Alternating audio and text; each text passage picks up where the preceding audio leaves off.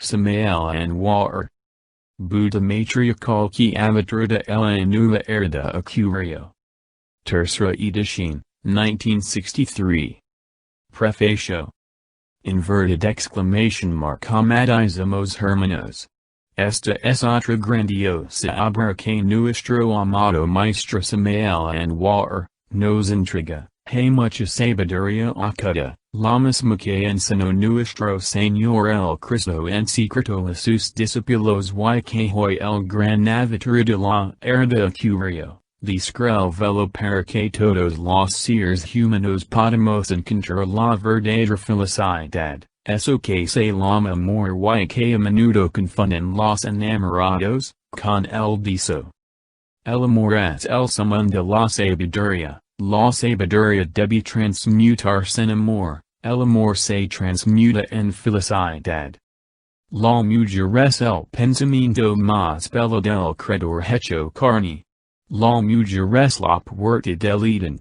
Hay que aprender a gozar del amor con suma sabiduría. El hombre y la mujer deben formar un solo ser para volver al Edén. Cuando el padre se una la madre nace el hijo. El padre, muy amado, el hijo, muy adorado y el Espíritu Santo, muy sabio, resplandecen dentro de nuestro corazón. Cuando un hombre y una mujer se unen, pueden convertirse en dioses. Así es como la Trinidad se hace carne en nosotros. Así es como nuestra conciencia se cristifica. Un matrimonio perfecto es la unión de dos seres. Uno que ama más y otro que ama mejor. Los alquimistas dicen que debemos transformar la luna en sol. La luna es el alma, el sol es el Cristo.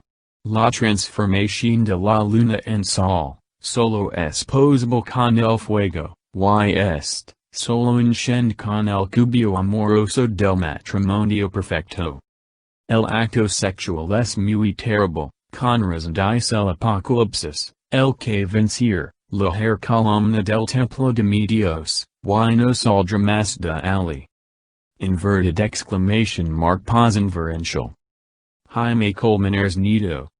Es lamentable el religamiento de las buenas costumbres en países que se prescinden de civilizados.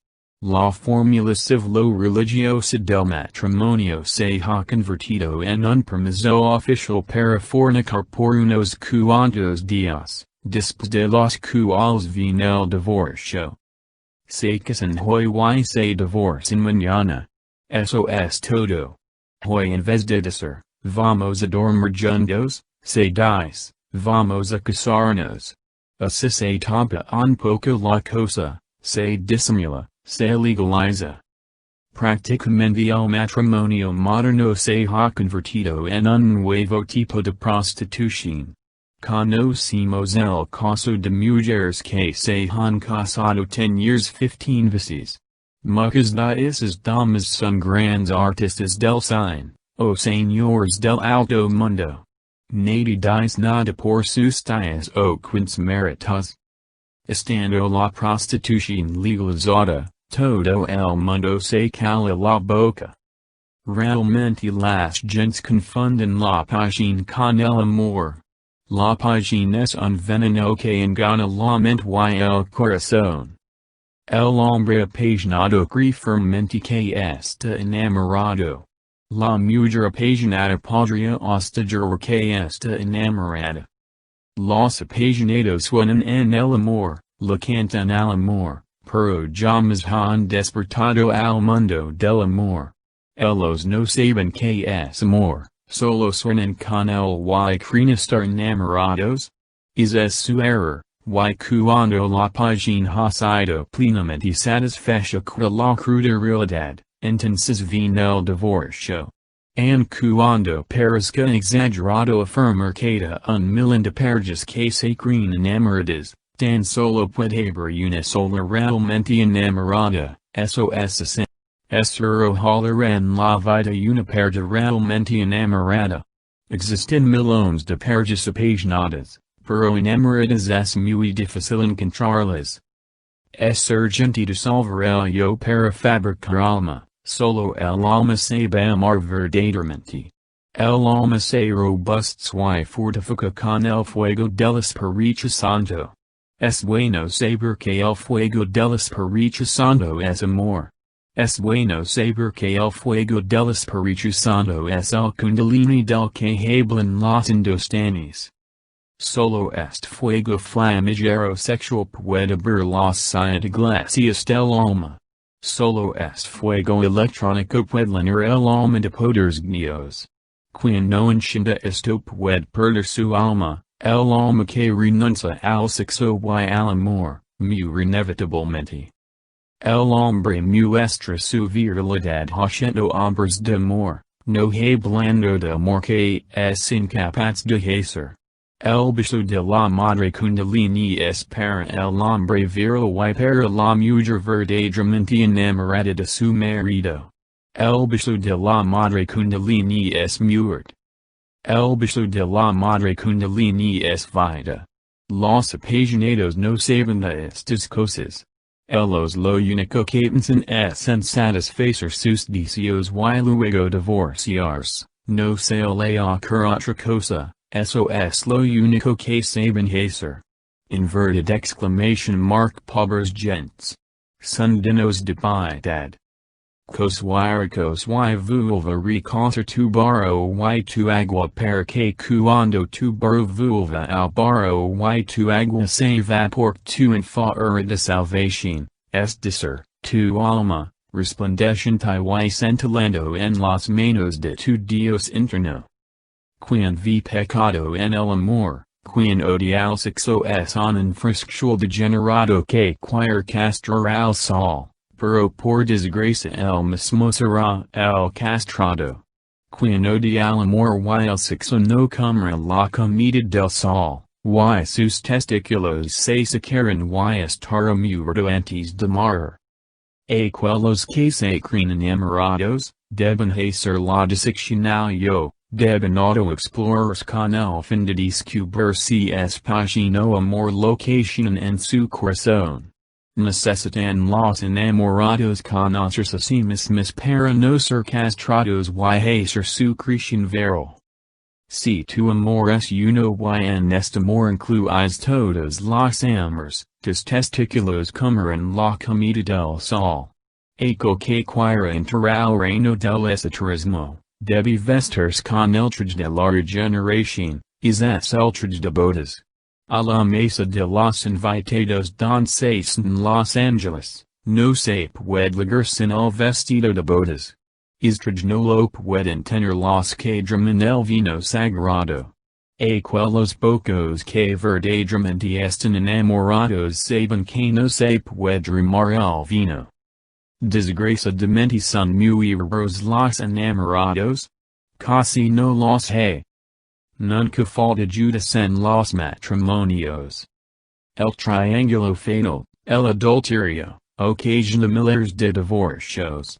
Parece increíble que hasta el mismo gran arcano sea ahora utilizado por los tenebrosos para adulterar y satisfacer pasiones. Hasta lo más santo. Lo profanan los adúlteros y fornicarios. Nada respetan los pasionarios. La felicidad en el matrimonio solo es posible con la muerte de Judas. Judas es el yo, el mismo, el ego reencarnante. Tenemos que ir de Pedro Juan. Primero debemos recorrer el camino de Pedro y trabajar con la piedra filosofal, el sexo. Después tenemos que llegar al camino de Juan. El verbo. Estos dos caminos están separados por el espacio abismo donde solo se oye el lando y el crujir de dentes. Necesitamos tender un puente para unir los dos caminos, si es que verdaderamente queremos ir de Pedro a Juan, es puente salama muerte. Ali debe morir Judas, el yo, el mismo, el ego. Recordad que el beso de la madre kundalini es muerte y resurrección. Despertarás un día y luego tendrás la dicha de morir en ti mismo. Judas debe morir en el puente, CSK Quires Ligarao Camino de Juan, El Verbo. Es necesario que ses muerto para que ses libero y conviertas tu burro en un enfadero de salvación, alma, en la que puede volcar el gran Señor escondido aquella comida, aquella bebida, la única comida y la única bebida solar con la cual puede saciar su hambre y sus de justicia toda aquel que logra escaparse victorioso del horrendo de la muerte. Pedro que declarado en Cephas, Pedra, representa todo el trabajo con el sexo. Juan significa el verbo, la encarnación de la palabra a través de grados sucesivos y de sucesivas iniciaciones cósmicas. Pedro murió crucificado como el Cristo y con la cabeza hacia la piedra. Indicándonos el trabajo con la piedra filosofal, el sexo. Juan, el verbo, recuesta su cabeza en el corazón del Cristo Jesús como diciendo, dadme albergue de amor en vuestro hogar y yo os lo retornaré eterno en mi sagrado corazón. Cada cual debe hacer el puente de la muerte en sí mismo. El camino de Pedro debe unirse de Juan, mediante la muerte de Judas. Solo ligando el Juan encarnamos el verbo. Realizamos la palabra, nos cristificamos. Mas no todos comprenden el camino de Pedro y no andan porque no saben que en las piedras tienen corazón. Y si tampoco comprenden el camino de Juan. Nadie puede lograr el camino de Juan sin haber recorrido el camino de Pedro, el sexo. Juan, el verbo, nos está esperando. Recordemos la escena aquella del mar Tiberiades, después de la comida de pescado, Pedro mira a Juan y pregunta al maestro, inverted question mark y est que? El maestro responde, si quiero que el toste que yo venga, inverted question mark que a ti? Realmente el verbo aguarda en el fondo de nuestra arca, el instante de ser realizado. El matrimonio perfecto es el camino de Pedro, necesitamos tender el puente de la muerte para lograr el camino de Juan. Judas es el que daña la felicidad de los matrimonios. Judas fornica y se casa por pasión animal creyéndose enamorado. Necesitamos aporcar a Judas en el puente de la muerte. Solo así lograremos lograr a Juan. Result imposible la generación sin la muerte de Judas. El sexo no es puro cerebro. Hasta las piedras tienen corazón y si queremos volver al sexo puro cerebro, y violamos la ley y adulteramos, el resultado será el fracaso total, el abismo y la muerte segunda. Judas nos traiciona de instante en instante y si no muere Judas de instante en instante, no logramos jamás al camino de Juan. Cuando la gente se resuelve a morir de instante en instante traerá la felicidad en los hogares y acabará la fornicación y el adulterio. Los divorciados son el resultado de la pasión. Muerta la pasión no existen los matrimonios equivocados, ni los divorcios. Existen también, quienes se casan por puro interés económico o por conveniencias sociales. Así es como Judas vende a Cristo por 30 monedas de plata. El resultado es el divorcio. Hoy en día el dinero se casa con el dinero, tanto shins, tanto veils. El dinero habla por ti, así son los imbéciles. Estos insultadores, estos blasfemos contra el Espíritu Santo se gente práctica y constantemente se vienen casando y divorciando si es que tienen la suerte que no los mate la bala del cónyuge resentido. Realmente esas gentes ignoran totalmente eso que se llama amor. Pero hablan amor y hasta lloran amor eterno. Ahora están de moda las revistas con anuncios amorosos. Son chistosísimos dicos anuncios. Mujer blanca, tanta estatura, tanto de capital, ajos de talo cu al color, peso tanto, religion tal, etc. These casars con un caballero que tenga tantos años, tanto de capital, tal color, tal estatura, etc., etc., etc. Caballero de tal culto, tal edad, tal color, etc. Dice contraer matrimonio con una mujer que mida tal estatura, que tenga tal color, tal capital, etc. Todo esto es realmente chistoso y horrible. Todo esto es prostitución con el visto bueno de las autoridades y de la sociedad. El resultado de todo eso es dolor, matrimonios absurdos, prostitución y divorcio. Se han perdido las buenas costumbres y la unidad de los hogares se ha venido al suelo. Ahora por estos tiempos las mujeres casadas andan solas metidas en clubs, cantinas, signs, etc. Los sábados son días muy especiales para los hombres casados. Es día como fin de semana, se dan el lujo de acabar con los dineros en la cantina y de adulterar miserablemente, sin importarles un camino la suerte de sus hijos. Hombres y mujeres se han entregado a un religamiento de las buenas costumbres y el resultado no puede ser otro sino el fracaso de los matrimonios. Lo que sobre bases falsas se construye, resulta todo falso. Eso de casarse por pasión, eso de casarse, por interés económico, por conveniencias sociales, etc., sin que llevar al fracaso inevitablemente.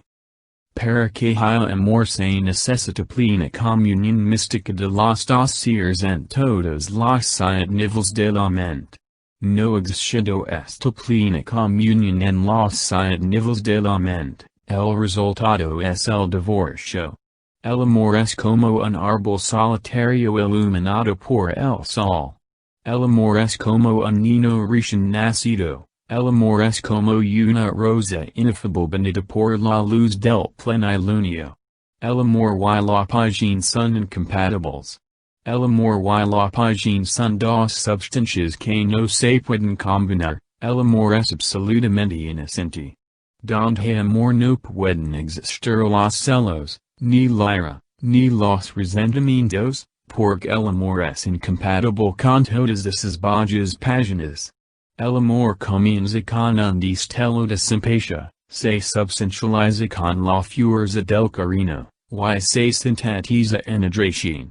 Un matrimonio perfecto es la unión de dos seres, uno que ama más y otro que ama mejor. Antes de casarse es necesario autoexplorarlo en forma muy sincera y muy profunda para autodescubrirnos totalmente. Debemos usar el bistri de la autocrítica para extraer la pasión que tenemos dentro y ponerla sobre el tapete de las crudas realidades. Es mejor saber renunciar a tiempo que fracasar lamentablemente. Es urgente descubrir si realmente existe en nosotros la plenitud del amor. Únicamente sobre la base del amor podemos realizar un buen matrimonio. Para que haya amor debe existir entre los dos seres afinidad de pensamientos, afinidad de sentimientos, afinidad de emociones, afinidad en la acción, afinidad de religiones y de ideas etc., etc., etc. Don no existe esta comunión mística, el amor es imposible. En esto del matrimonio pueden los legisladores establecer todas las leyes que quieran, pero realmente nada lograrán. Mejorar la felicidad de los matrimonios solo es posible por cuando ayudas, ello. Quien quiera ser feliz en el matrimonio debe sincerarse consigo mismo y no casarse por pasión o por interés o conveniencias sociales. Los matrimonios modernos prefieren el acto sexual. Los matrimonios modernos han fracasado por el abuso sexual. No quieren los matrimonios modernos comprender la majestad divina del sexo. Es necesario saber que el sexo es santísimo. En la India Sagrada de los Vedas el sexo es utilizado para lograr formas más elevadas del éxtasis. Entre los yogas telendostan se utiliza el sexo para lograr la unión con el espíritu vital y entrar al nirvana. A ningún sabio del oriente se le ocurriría utilizar el sexo para satisfacer pasiones carnales. El yoga tántrico utiliza a la mujer para su autorización íntima. Lo mejor que el hinduismo y el budismo es el tantrismo. Lo mejor que la yoga es el sexo yoga, el tantrismo. Podemos asegurar que el tantrismo es la esencia del yoga. Existen tres clases de tantrismo, el blanco, el negro y el gris. Realmente lo único que serve es el tantrismo blanco, en este no existe el orgasmo ni eyaculación del semen. En este se despierta el kundalini, es decir, el fuego del Espíritu Santo. Dicho fuego fortifica el alma, la robustes y la dignos poderes terriblemente divinos. Los sexo yoga dice, hay que convertir veneno en medicina. Por veneno entenemos el uso de la mujer y de las bebidas espirituosas. En términos alquimistas diríamos que hay que transformar el plomo en oro. Realmente de nada serve la yoga sin el tantrismo, de nada serve la yoga sin su esencia sexual. Los brahmanes consideran la unión sexual como equivalente a un sacrificio divino, y los órganos femeninos como el fuego en que se ofrece el sacrificio. La mujer Braham dice en uno de los textos sagrados, si estudiso utilizarm para el sacrificio, que se te concede cualquier bendición que por mi mediación invoques. En el tantrismo budista se alcanza el nirvana por medio de la mujer y el sexo. Los yogas alcanzan el éxtasis con el acto sexual sin llamar el semen. Este es el coitus reservados o si el acto sexual sin lograr la eyaculación del semen. Los yogas tántricos pasan por una muy larga y difícil preparación antes de entrar en el terreno del sexo yoga. En toda esa preparación entre la concentración, la meditación, bandhas, mudras, pratyahara, pranayamas, etc. Un texto señala que el yogi ha de dormir con la mujer 3 meses a su derecha y 3 meses a su izquierda pero sin tener contacto sexual con ella. Solo después de esto, es que viene la unión sexual sin eyaculación. Este acto es el maithuna. Así es denominado. Con maithuna se alcanza el nirvana. Con maithuna se llega al éxtasis. Con maithuna se despierta y se desarrolla el kundalini totalmente. Antes del acto sexual tántrico se danza felizmente. Yogi y yogina inician la danza de Shiva y Shakti antes del maithuna. Shiva es el espíritu santo y Shakti su esposo el eterno femenino. La pareja de yogas después de la danza sagrada se sientan a meditar como los iniciados mayas, espalda contra espalda haciendo contacto las dos espinas dorsales para lograr un perfecto dominio mental y respiratorio emocional. La posición en que se sientan es al estilo oriental, con las piernas cruzadas como se representa a Buda, y en el suelo. Solo después de esto viene la práctica con maithuna, entre los yogas todo esto se realiza bajo la dirección de un guru. Estos pases magnéticos de gran poder en el centro magnético del coxis de yogi y yogina para ayudarles en el despertar del kundalini. En un texto yoga se aconseja los yogas suspender la respiración al estar en peligro de caer en el orgasmo. El libro dice, si el discípulo suspende la respiración no se llamará su semen, and cuando los hombres la más joven y atractiva de las mujeres. Existen en Oriente varias posiciones mágicas para realizar el acto sexual llamado maithuna. Las mujeres yogashinan poder para controlar los músculos vaginales maravosamente y evitar el orgasmo y perdida del licor femenino. Así despierta su cultura. Los textos tántricos dicen que cuando el semen está punto de estar eyaculado, el yogi debe retener lo que es decir, no se debe dramar el semen. Durante este acto sexual el yogi entra al éxtasis. Con este tipo de éxtasis sexual se alcanza el nirvana. Esto es cabalgar el tigre, así es como los yogis consideran este acto sexual llamado maithuna. Las posiciones sexuales del maithuna son muchas y seis coge lo que se quiere. Todas esas posiciones se hallan ilustradas en el Kama Kalpa, libro de la Sexo Yoga.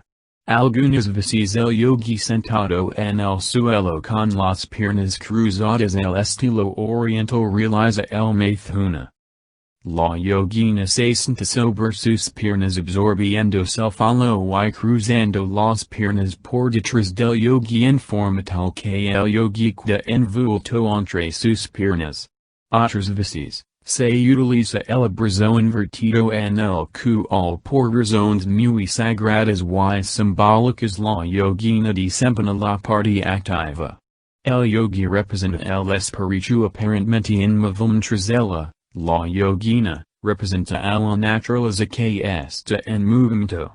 En el momento supremo del acto sexual en que se aproxima el orgasmo, la yogina recurre a las contracciones sexuales más terribles y violentas para evitar el espasmo y el drama.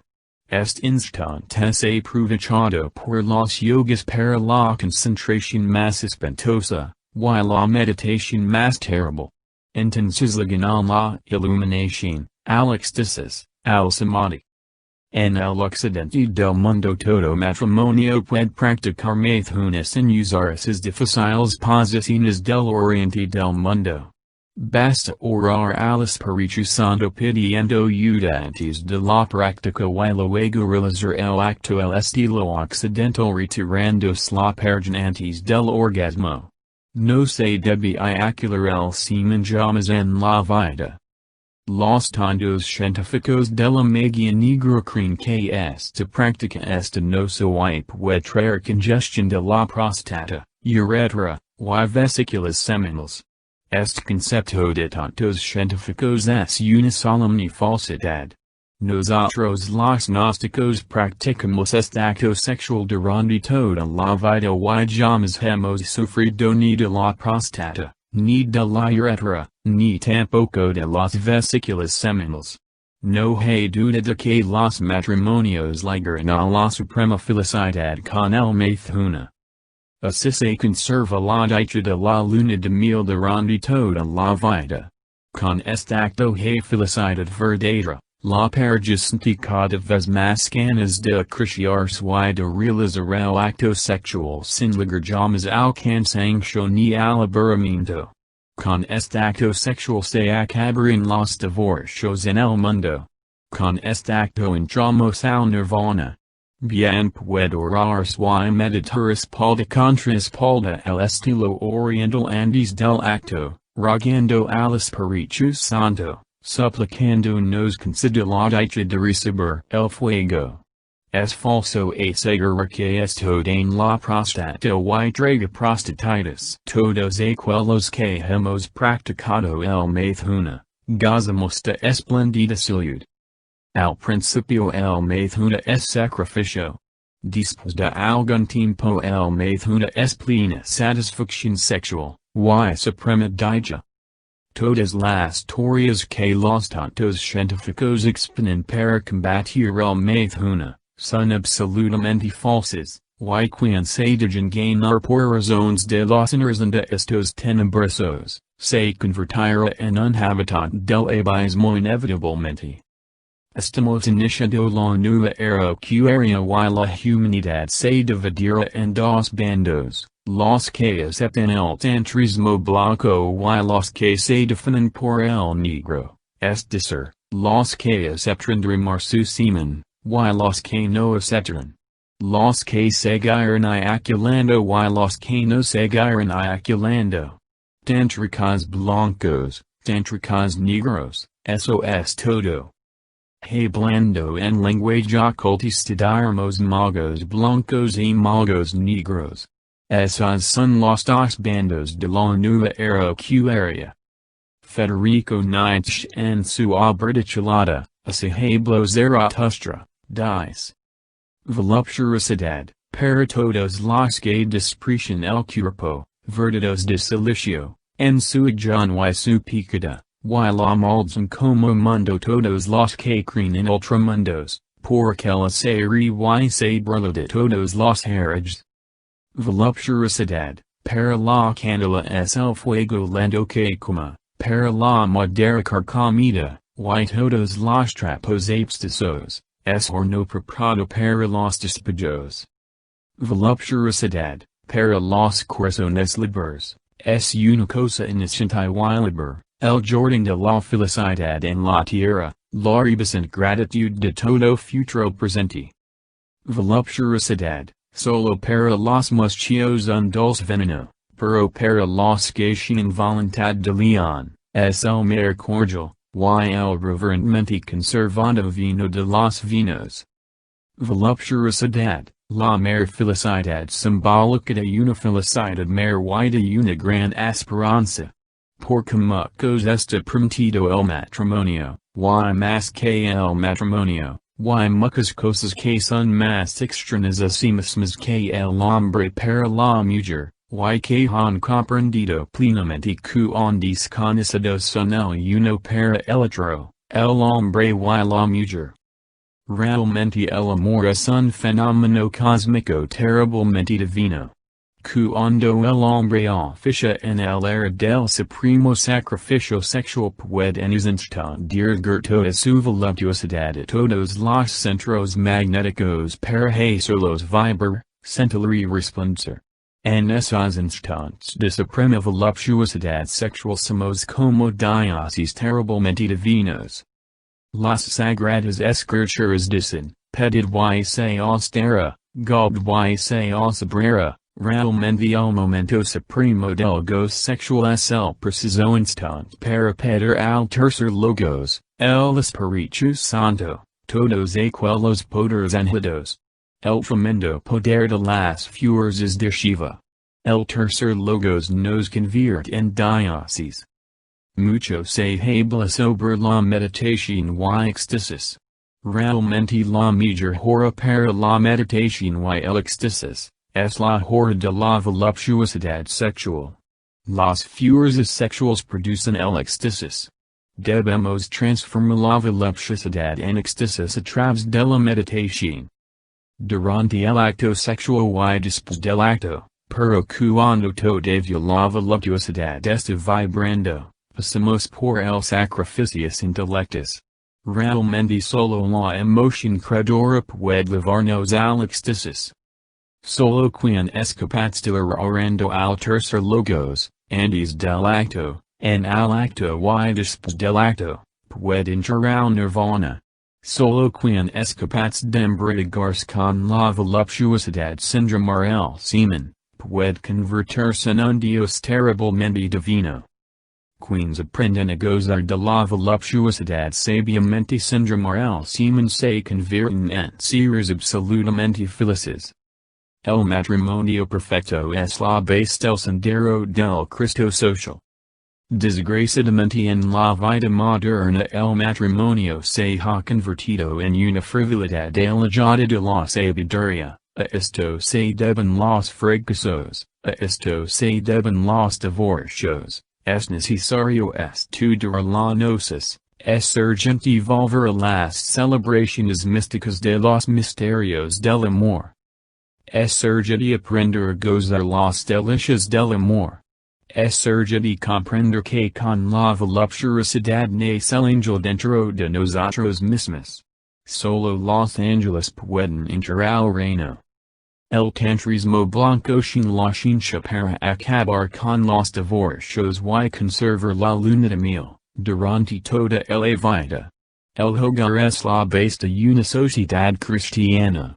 El Tantrismo Blanco con su famoso maithuna, es la clave de la divina felicidad sexual.